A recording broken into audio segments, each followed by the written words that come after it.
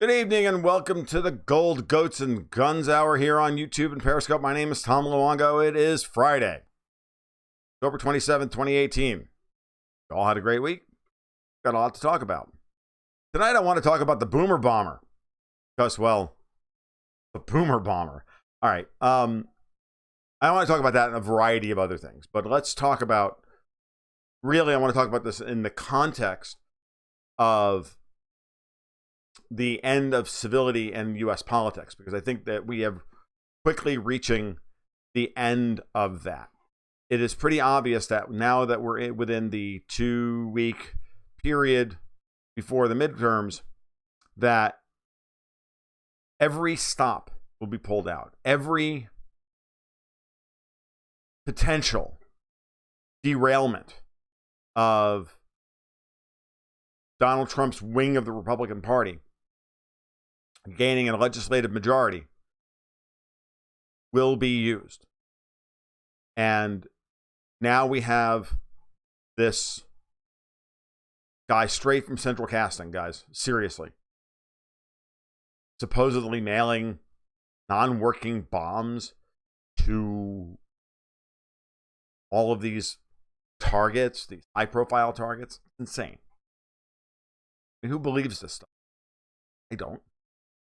I don't know about you, but I certainly don't. So, and then we have the caravan that George Soros and Tom Steyer are obviously paying people. The numbers, I think at this point, it's down to 3,000 as people begin to realize that they're not going to get in. Yeah, this is an absolute orgy of evidence that they've laid in front of us for this guy. So I just don't buy it. Between this, the Khashoggi Gate is another dead giveaway. And we mix all of these things together. I'm just wondering what they're going to come up with next. But something's going to happen between now and the elections. Okay? Something's going to happen. Because the people who are losing this fight have a lot of power and aren't used to losing. And they honestly think that they can always create whatever narrative they want, and then we react to it. If you remember, the great speech was George W. Bush's press secretary, one of them. Don't remember his name. All I remember is the Justin Raimondo article over at antiwar.com reminding us of the quote from this guy who said, deep during the depths of the reign of Bush the Lesser, that we live in a reality-based world and we create the reality. And then it's up to you to continually chase our tails to find out what reality we're going to create next. Very telling moment. It's the way these people think, who they are. And it's what we have to deal with. And the interesting part about this, and the fascinating part of it, I think Lee Stranahan and I talked about in our interview, which reminds me, I need to post the last part of that article, last part of that interview podcast, that we can debunk their lies in real time, that we can fact check them before they've even had a chance to spin up the narrative.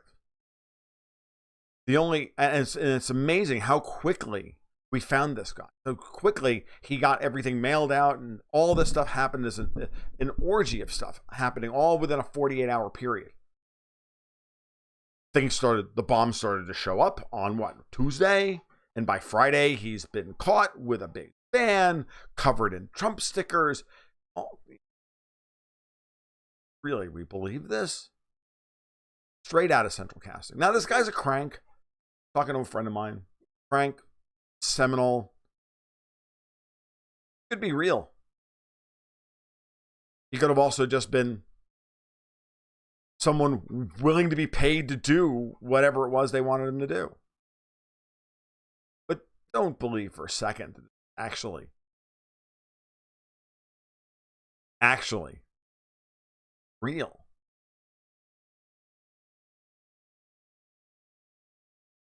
It's completely insane. All right. Mike Bernard brings up, what's the deal with the post office? No one caught it? These little packages? Return address, Debbie Wasserman Schultz? Really? Really?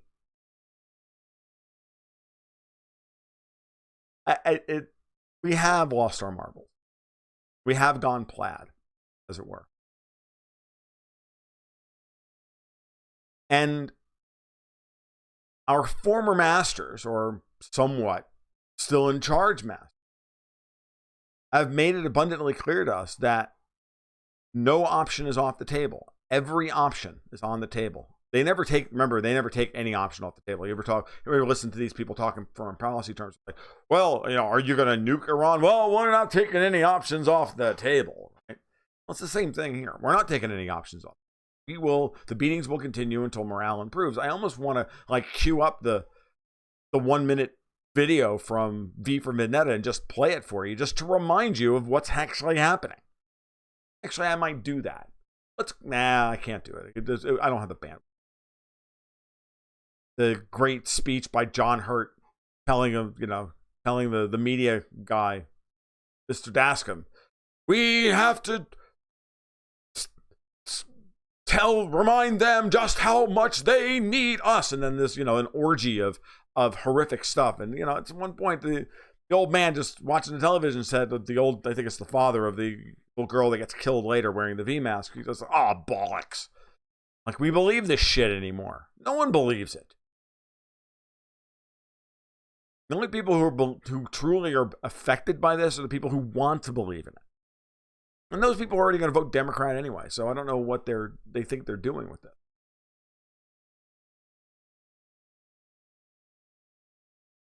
Same thing with this caravan. There's going to be one of these every 3 weeks or every 4 weeks between now and 2020. Insane. It's nuts. And, well, it is what it is. So, what we have to realize, I was on with Halsey, my friend Halsey English and Dustin Gold last night. Chatted for about an hour and a half, and far higher energy level last night than I am today. I don't feel particularly great tonight, so I feel really off all day. So if I'm low energy and not particularly focused tonight, sorry, they can't all be good. But we were in high dudgeon last night, going back and forth about this, and at the end of the day, you have to realize that this is the first inning of this civil war. It hasn't started yet.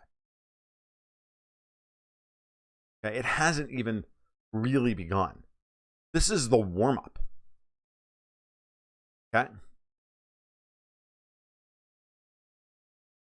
No, Uncle Brother, it is. This stuff's been going on for years. Go look up Obama and Soros and the rest of them. They set all this stuff up with Honduras and Guatemala years ago. These things have been going on for years. Okay, all with the money all piping through the NGOs, through the State Department and everything else. It's actually, you pay for the caravan. You want the God's honest truth. You pay for the caravan, because a lot of because all of that foreign aid just gets funneled. What do you think what do you think we do with that money? That foreign aid goes to non-governmental organizations attached to the U.S. government that the U.S. government funds to go out and do the things we want them to do. Well, in this case, it's to spend money on picking up people in Honduras and bringing them to the United States for political purposes. And they always do this right before an election. They do it right before every election. There's always a caravan. Whenever they need to, they spin up 4,000 or 5,000 of them and they bring them over here. And you're paying for it with tax money. So the most effective thing that Trump has come on so far, it's not conservative Republican funded. Are you kidding me? That's the dumbest thing imaginable. So you're paying for it. You always have paid for it. This stuff has been going on for years. You go look this stuff up. about Obama going down to Honduras and cutting these deals and everything else, and then 3 weeks later, thousands of migrants coming across the border. It's insane. Okay, I'm not saying that we didn't have, we don't have a hand in the political destabilization of Honduras, because that's one of the key resume points for Hillary Clinton to be the most qualified person to ever be president. Are you kidding me? It was like, look, I've been really effective at destabilizing governments. Honduras, Libya, Syria. I'm really good at this. I should be president. If she had run on that, at least it would have been fucking honest.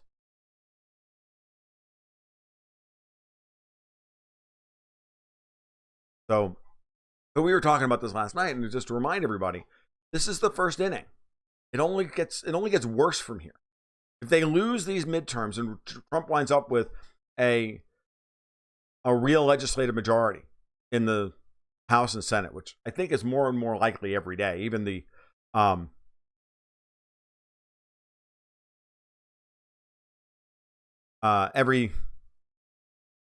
sorry, I'm reading the comments. That if Trump winds up with a real legislative majority, it will be really fascinating to see how this fight then turns, right? Because then they're going to have to try and push for impeachment, because they don't have any other option. But they won't have a legislative majority to do it. So then they're going to have to try and get him out of office in some other way. But the problem with getting Trump out of office some other way is, what are they going to do? Prove corruption? Is that what this whole Khashoggi thing is? They're going to have to they're going to try and shame Trump out of office for making an alliance with MBS, the Crown Prince of Saudi Arabia, a linchpin of his foreign policy. Are you kidding me? That's not going to work.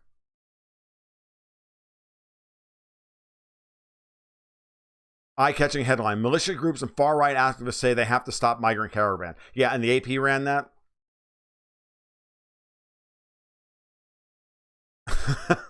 Please.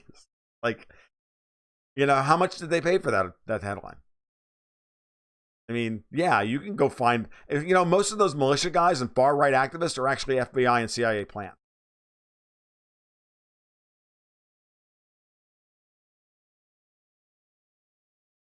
Nah, Uncle Brother. I understand that. The timing is actually worse. They're trying to put Trump in a bad spot to put him in a position where he's going to have to deny these people entry into the United States. Let's not kid ourselves. And if you want to believe that, that would be fine. But these caravans have been going on since 2012.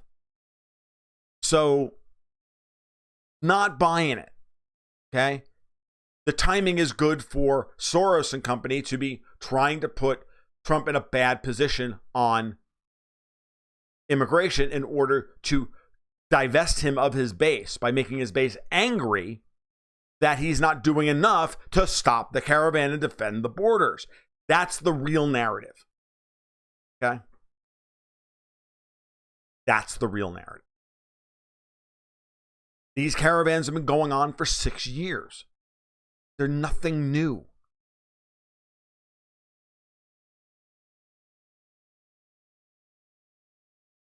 Michael Savage is completely insane. That Bombergate is going to sink the Republican Party. He's nuts.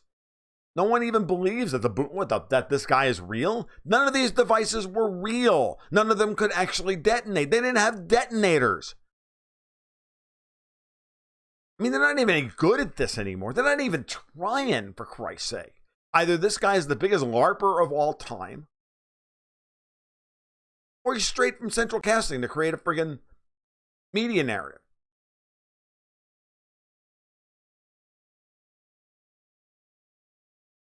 They're trying to, now they're, the Bloomberg was out there this morning with a headline saying, now Trump is toxic for the stock market. He was great for the stock market, now he's toxic for it. Because, a week's worth of trading matters. No, what's toxic for the stock market at this point has nothing to do with that. It has everything to do with the idea that Trump's going to be saddled with a lame duck Congress for the last half of his first term.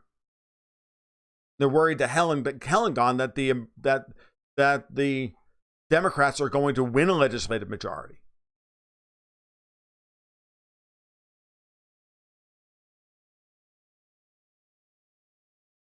Good evening, Mustang Girl. Haven't seen you in a while, love. No, if anything, the boomer bomber will energize the base to show up even harder and go, fuck that, go out and vote. No, seriously, at this point, it's so transparently bad. It's so transparent that these people will stop at nothing to regain power.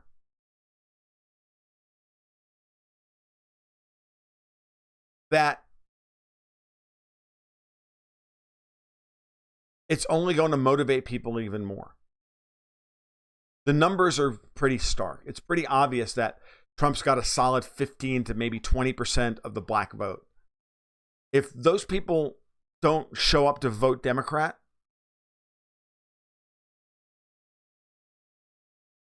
the Democrats can't win any of the toss-ups that are currently on the board in any of the House races. Latinos don't vote in midterm elections. They just don't. Because they don't give a fuck. That's a reality.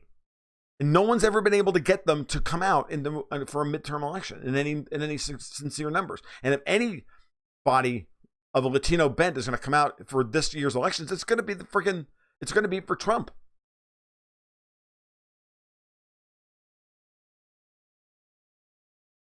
The Democrats are going to get rolled. I've been saying this since March.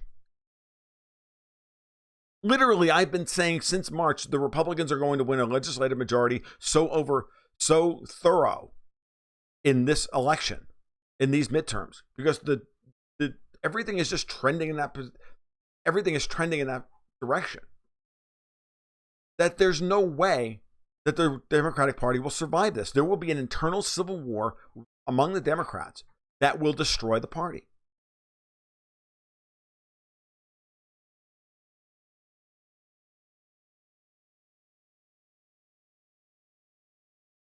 Okay, so Green Penguin has. I'm going to get to Joanne Leon's comment in a second because I want to know more about that. Give me the context on Jeff Sessions being elated. But Green Penguin's comment: my coworker who listens to NPR thought that the bombs were done by the Dems this morning. That's how bad it is. When NPR listening Democrats are going, "Oh, come on." Oh, I don't see Trump as a savior either. Trump's not a savior. He's Loki. His job is to tear everything down. His job is to fuck shit up. His job is to expose everything. If he does nothing more than expose everything by allowing these people to lose their minds and continue to to throw everything at the wall to try and make him go away, and he doesn't, it only outs them even more. It lifts the veil even more for more people. It only red pills more people and black pills some in the process. He's not perfect. As I said last night, Donald Trump is 2 parts shitlord and 3 parts shitbag. It's both. I mean, he's good and bad. And I love the shitlord part of him, and I like even some of the shitbag part of it. Where I can't abide him is on foreign policy, but we're not talking foreign policy, at least right now. That's not the focus of this. The focus of this is how Donald Trump can destroy the political establishment in the United States, because that's what's important.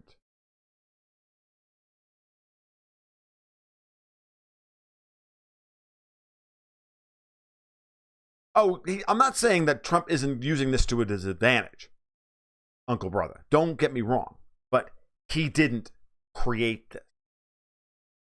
And he's very adept at turning these things around. He's better at these tactics than the people he's fighting against. You can even see it on his face sometimes. He's got that smug smirk every once in a while when he's dealing with the media, where he's like, I know what you're thinking, right? You don't know what I'm thinking, but I always know what you're thinking.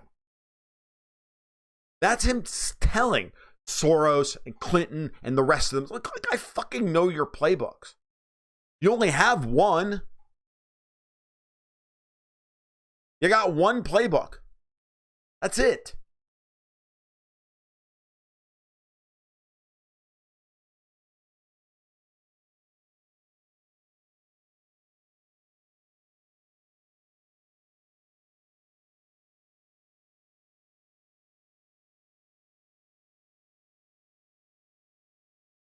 Oh, well, good evening. What?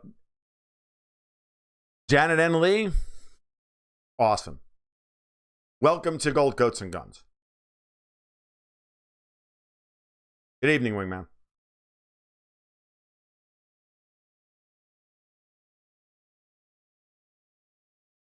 So,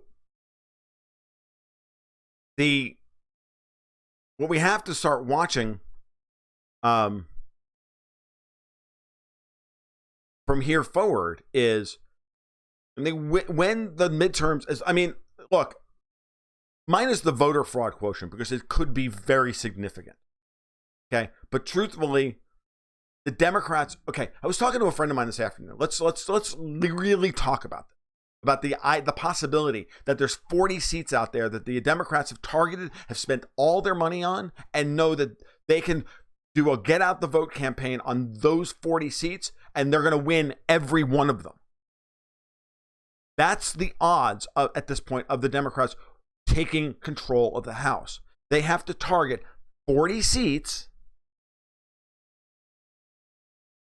because that's all they have the money for. 40 seats. They got to spend all that money and all that get out the vote money and do a get out the vote campaign in those 40 districts and win every one of them. And they have to be right about the 40 they pick. And these are people that have never proven ever in any previous midterm election cycle to ever have done any of that, certainly since the Clintons have been in charge of the party. These are the same people, as a friend of mine reminded me this afternoon, that were completely blindsided by the 2010 Republican takeover of the House. Completely blindsided. So why would any of us actually believe a fucking thing the polls are telling us at this point? Well, all in the family. Janet and Kathy sitting in a tree, sisters watching me on TV. Gotta love it. Okay, so he was asked, Sessions apparently was asked one question. I think it was, why did the bomber do this? And he said beaming, I don't know, but it was likely very partisan. That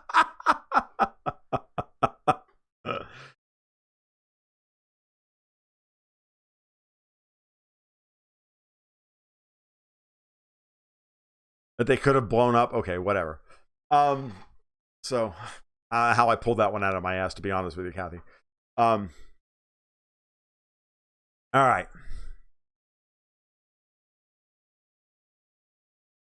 I have maintained a pretty high opinion of Trump's tactical acumen when it comes to the media and politics. Yes. He has proven himself time and again to be so much better at this than anybody else we have ever seen. So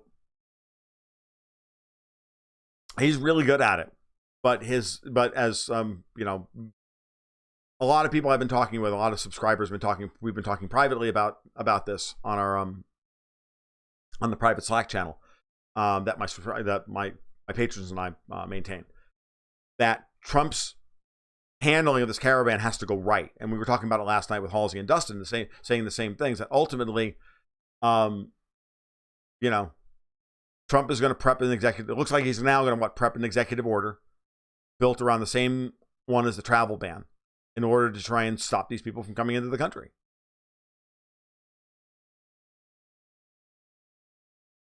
Just a way of saying, oh, bless your heart. Oh, ain't nothing worse than that. If you've ever lived in the South for any length of time, those are the three words you never want to hear. That's like saying, what an asshole.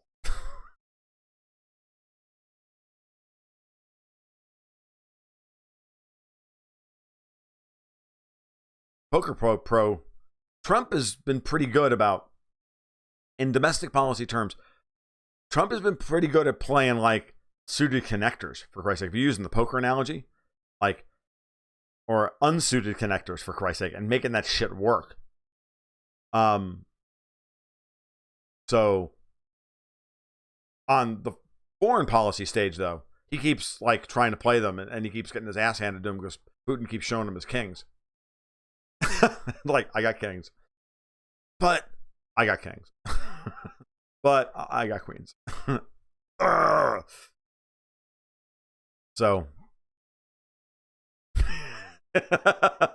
Oh, bless your heart is Southern for you were dropped in your head as a child, weren't you?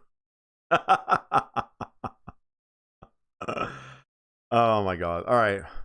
Yeah, I mean, Republican. See, that's the thing. We were talking about Florida this afternoon. I know some of you were really worried about Andrew Gillum winning in Florida. Now I'm going to say this. Aside from the fact that there's a drip going on the corrupt Andrew Gillum and the corruption stuff, which could easily see him impeached right after he's freaking elected if he wins. You have to understand how fired up white, middle class, and lower class Floridians are. I live in this area of the country, of the state. I live in that corridor, just north of an island of shitlibs. The whole Jacksonville-Daytona corridor, we're going to see 3 or 4 sigma upside surprise in terms of voter turnout for.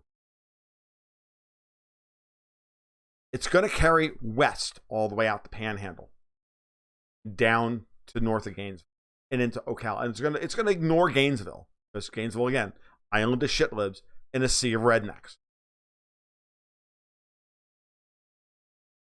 So I'm on both YouTube and Periscope at the same time. Mustang Girl, yeah. So I'm having to go back and forth with both of you. So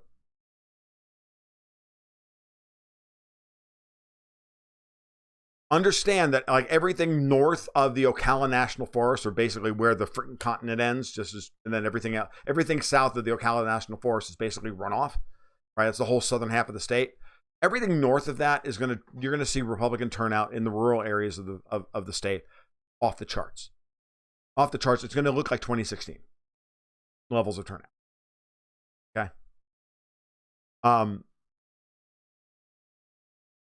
So I don't really worry about that, because I don't really see Gillum driving a huge black turnout simply because he's black. The Democrats are running a lot of black candidates in Florida, hoping that they can get the 6% of the population of Florida. The blacks only make up 6% of the population here. Okay. And rural blacks, they're all going to vote for Trump. There ain't very many of them, but they're all going to vote for Trump.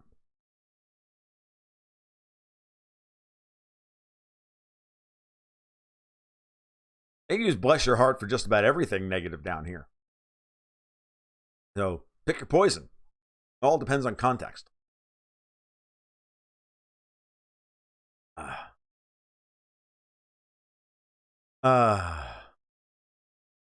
No. Don't worry about the hurricane. Nobody lives out there anyway. I mean, yes, people live out there, but it's not enough the Panhandle is not going to be enough to change the election outcome. So, the large Puerto Rican population in Orlando, sure. It wasn't enough to turn Florida against Trump in 2016. Was it?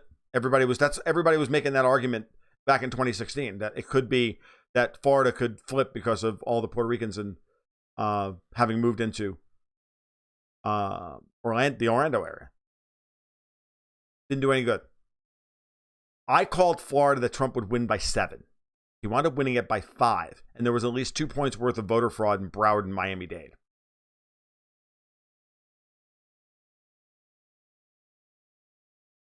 Okay? Rick Scott's going to beat Bill Nelson. If Rick Scott beats Bill Nelson, Gillum doesn't have a chance.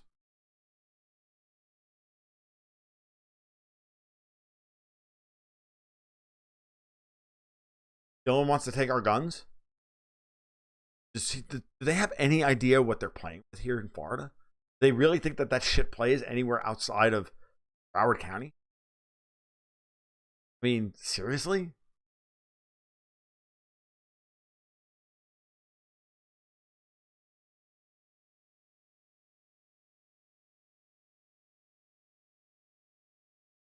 I'm not always right.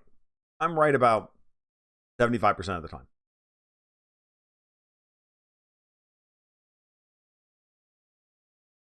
Not a great many things I'm right. The bookies have a better handle on these things than the polls do. The polls are all gaslighting. The polls are all wrong. Nate Silvers, he's out to lunch. That guy is a living example, living, breathing example of garbage in equals garbage out. He takes bad data and then does a regression on bad data and gets bad predictions based on bad data. He, honestly, if Nate Silver wanted to go legit, he'd go work for the Fed. He's got about as much predictive power as the Fed does.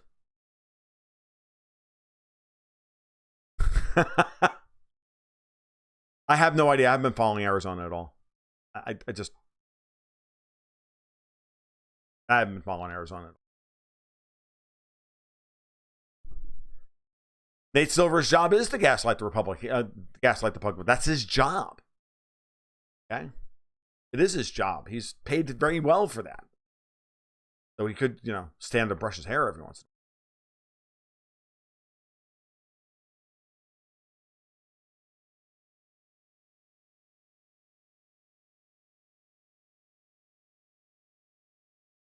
No, they are the polls, Joanne, just don't reflect reality, and they haven't reflected reality here in the United States for a very long time.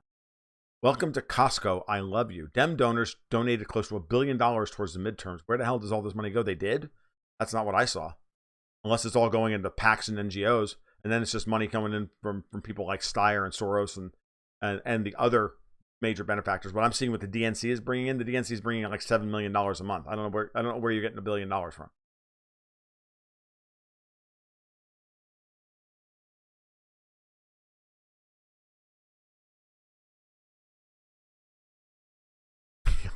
Your prices on toilet paper are amazing.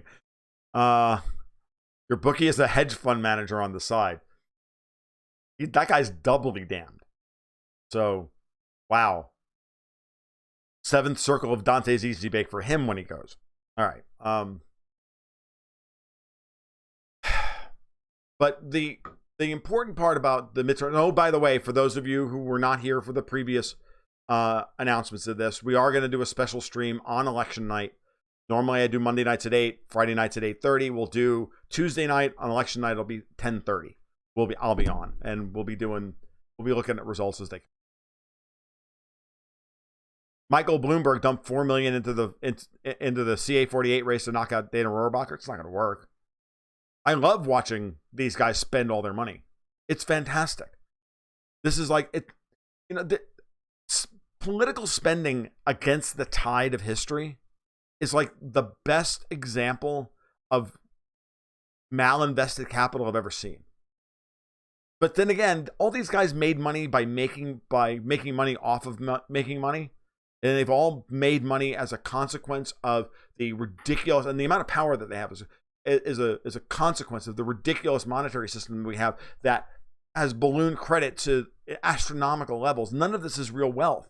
This is why they keep spending these points like they don't mean anything, because they don't. And that's going to be the fun part after the 2018 midterms. I know that they're worried. What they're really worried about is they can see the same things that I'm seeing. They can see that there's a sovereign debt crisis in the future. They can see that Europe is going to implode because it doesn't have any other choice but to implode because they made the wrong choice when they put the friggin' thing together in the first place. So as all of this starts to unwind, they know asset valuations are going to go into the shitter. They know that there's going to be a mass deflation of assets unless the IMF steps in to reflate the entire system one last time. They know what's going to come next.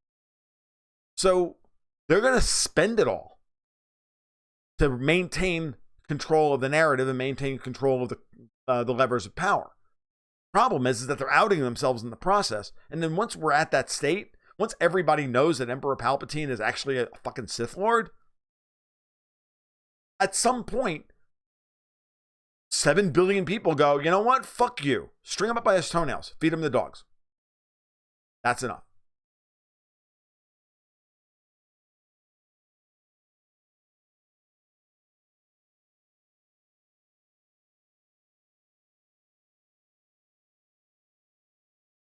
I can't take much more. And I really do think that we're going to reach that point. So now they're just going to call for outright violence, because that's what the left always does, because they're messianic and they're utopian and they believe that they're better than you. They have the moral high ground. They're warriors for truth and justice.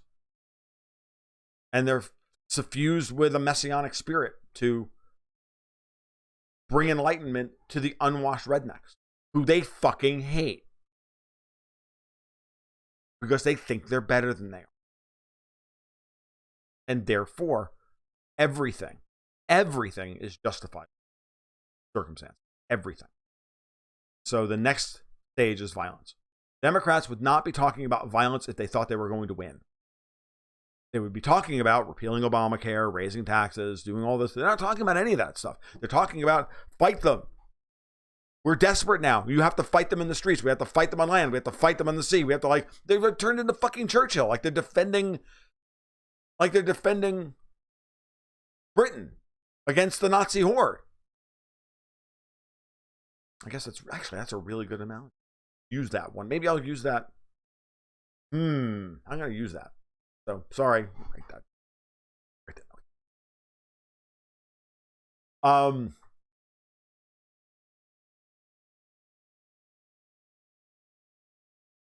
Kamala Harris called for universal basic income. It's the end goal of the Cloward-Pippin strategy. Lefts are extremists, so yes, they are.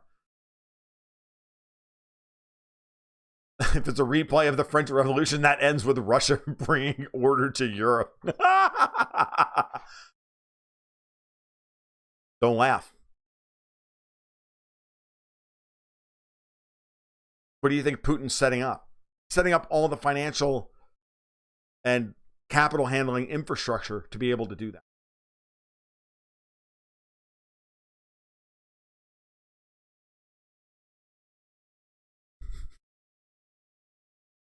Oh my God, you guys are funny. War is the default relief valve for economic collapse. So they're going to push us towards that. They're going to push us towards some. They've been pushing us towards this in some way, manner, shape, or form. This morning I tweeted out a couple of things that you need to be. We get back. We broaden the base a little bit. We start talking about geopolitics. Talk about the fact that the United States is goading Ukraine into turning the Sea of Azov into a militarized problem.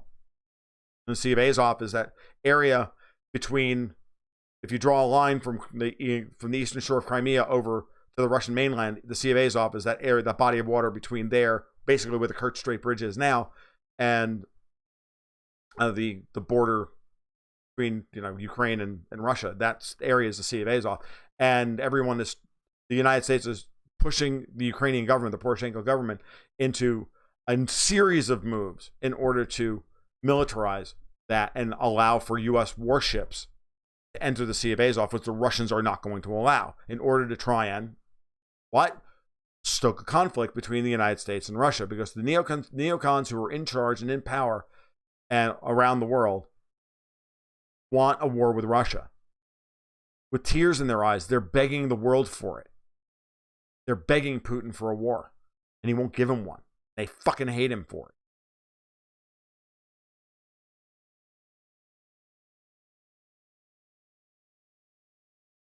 So the Ukraine just bought a couple of functional combat ships from the United States on loan, by the way.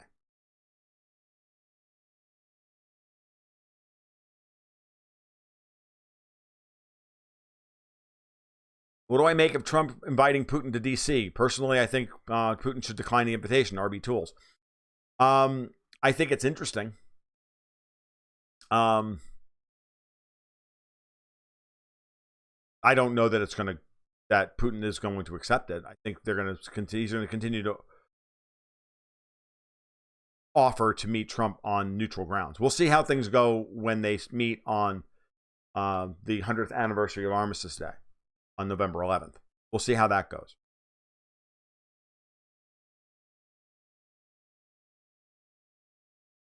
Did I see that Japan and China are now starting to trade without the U.S. dollar? I know, that's interesting. The last time they threatened to do that, the Japanese laid claim to the Senkaku Islands and drove the Chinese completely batshit crazy. That was like the first thing Abe did when he came to power. What's next? Our CIA is going to have to work overtime. They're still trying to foment regime change in, half of the freaking world, including Saudi Arabia. So I don't know what they're going to do to try and stop that process. But I don't know. All right. Can Trump get control over the government? It's a process, Viking dude. I can tell you that he's not in control. It starts with a legislative majority of real people on his side. It starts with that.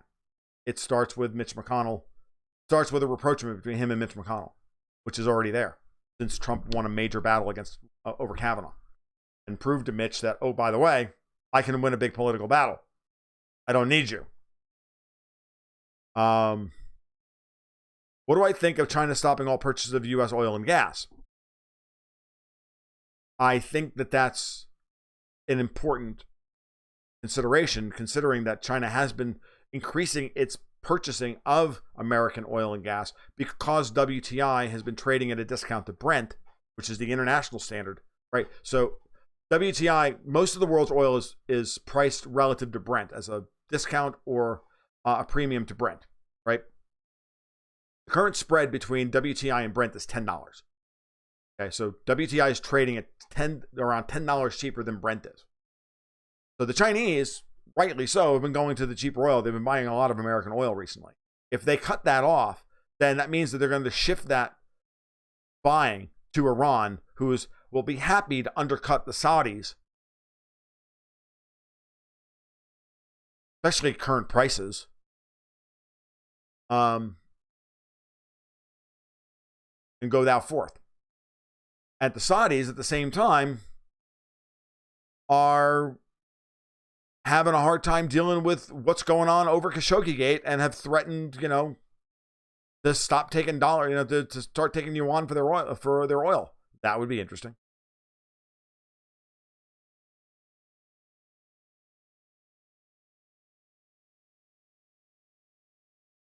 What the fuck tomorrow? Aliens? And the aliens, of course, be Trump's fault because, I don't know, he'll be like a closet Cyberman or some Doctor Who reference. All right. It's an interesting invite, but I think Putin would be wise to decline, says North on 60. Too many crazies, too much risk of assassination. It's not like the U.S. didn't facilitate the assassination of Zakharchenko. Zakharchenko being the leader of the Donetsk People's Republic, who was killed in an obvious CIA termination.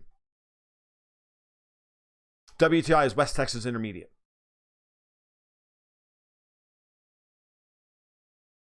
It starts with the Foreign Office, in my opinion. Trump's led them rudderless. And the Senate won't let him refill. All due respect, Tom, but this is where you and I disagree, says RB Tools. Who forced Trump to sign that that maniac Bolton or that neocon horde, Nikki Haley? Okay, well, Nikki Haley was a bad choice. Nikki Haley was one of the few people that Trump thought he could trust and would put into, and didn't understand how he needed people he could trust. He put Nikki Haley in charge because he was paying political dividends. Bolton, I agree with you on Bolton, unless there's a deeper game being played, which I don't think there is. Okay? At the end of the day, I've told you 2 parts shitlord, 3 parts shitbag, and 2.5 parts of those shitbag are in foreign policy. Foreign policy is a mess. It's terrible.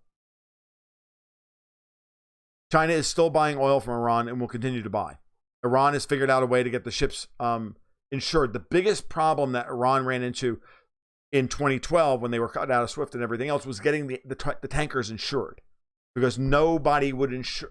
None of the normal insurance companies would be willing to insure the tankers, the shipments. Iran had to effectively put up the collateral for the insurance themselves. So Russia is also selling Iranian oil as part of the barter agreement. About 500,000 barrels a day.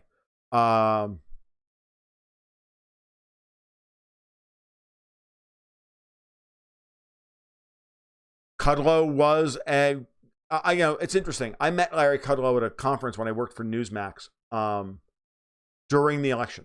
So late 2015. Everybody there was anti-Trump, except myself. who at that point was just beginning to go, no, guys, you have no idea what's coming. Trump's going to run the table here. I'm not sure that I want him to, but Trump's going to run the table.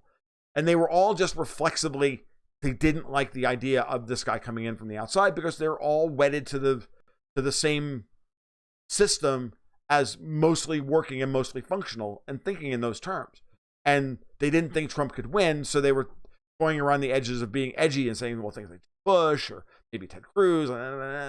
It's like they're all just, none of them had a fucking clue as to what was going on. And we're talking about people like John Fold and Larry Kudlow and Dick Morris and on and on and on and on and on. Okay, these are, big power brokers in the Republican Party and big political operatives, and not a goddamn one of them understood what was happening. Dick Morris was just starting to get it. And I was sitting over in the corner with a couple of the guys from customer service, the cranks, all the hard money guys, over in the corner going, guys, he's going to fucking win. What the hell's wrong with you? Can't you see what's happening? Because the libertarians were sitting in the corner going, Ron Paul, what the fuck are you guys not seeing? Trump is just inheriting the anger vote and the protest vote that started with Ron Paul. And it's now matured, and he's going to grab it by the fucking balls. He's going to go from being the guy who's targeting all of the dudes who he's running against. He's going to pull a Reagan, which is exactly what he did, and he's going to win the election.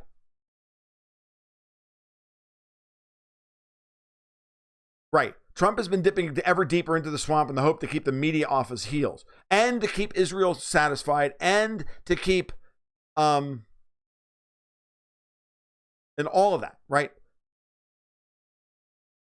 And the strategy has failed. And I think he believes that I'm still holding out hope that he thinks that the strategy has failed as well, but he's not going to make any changes until after the midterms because there's no need to make any changes after the midterms. So you send Bolton over to Moscow, and you keep running the same playbook over and over and over again that you've run every other time. That's worked for the most part so far with NAFTA and some of the other things.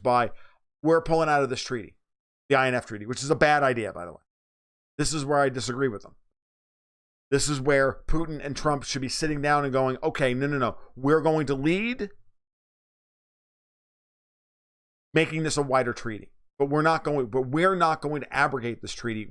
I'm going to trust you, Vlad, that you're going to honor your side of it and help me to stop the proliferation of these weapons. But Trump doesn't operate that way. It's not in his DNA, and that's the fucking problem. Everything is the art of the deal. Get leverage, use leverage, and then go for a submission hold. It's not going to work against Putin. Putin understands it. If the art of the deal worked, Trump would have 3 hotels in Moscow. I've been saying this for 2 years. If the art of the deal worked on Russians, Trump would have 3 hotels in Moscow. He doesn't. He has 0. Because he pulls that shit with the Russians. They all go tell him to shit in his hat. Q User 13 gave me that one years ago. Years ago now.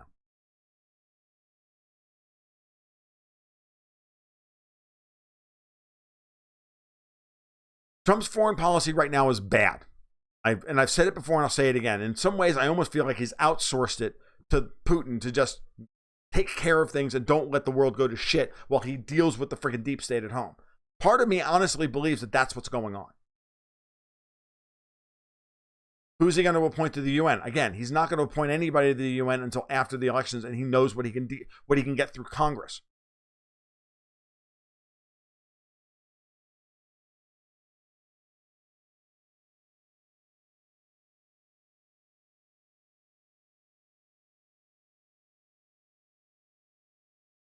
The neocons want to push Trump into a stupid war, which will result him in losing the Ron Paul wing of the party, which is really what his base is, and then lose to the Democrats, and the neocons will be happy. Exactly. That's what they're trying to do. And Putin refuses to oblige them, and so does Trump.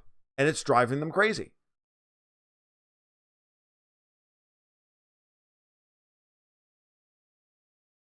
As User 13 points out, the art of the deal doesn't work on Russians. We just find it amusing.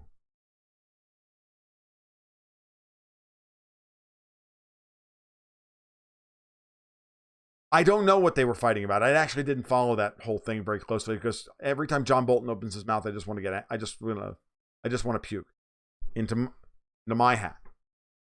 One of my big fears, Joanne Leone says, Trump could be used to get some serious dirty work done that no other presidential level politician will do, then get booted out of office. Yeah, I know. We got about 10 minutes, guys. Actually, I want to cut it a little short tonight because I actually have to go back out in a little bit and go pick my daughter up from a Halloween party. And I'm also really fucking tired. And my room is hot. Not a great night. I really hope that we can get through some of all this without some insane war. I'm not asking too much, am I? Yeah, yes, you are, Northland 60. Do you think Mattis will be replaced? I think Mattis will be gone at some point. Secretaries of Defense don't usually last more than about 2 years anyway. I read somewhere, says MJ Sayanovich, that after November 6th, across-the-board cuts are coming to all departments. I would love to see it. I would love to see it. I would love to see 10, 15, 20% cuts everywhere. Just piss off all the bureaucrats. Fuck them. Get them out of office. Like libertarian utopia.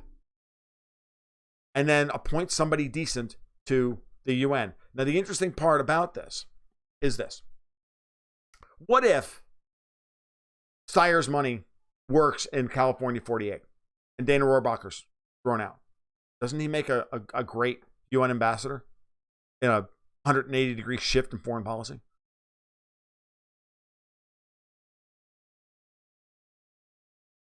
What if Trump finds out that it was actually John Huntsman who wrote the op-ed and that it was Nikki Haley who, leaked it to the Times? John Huntsman will be out on his ass so goddamn fast as ambassador to Russia.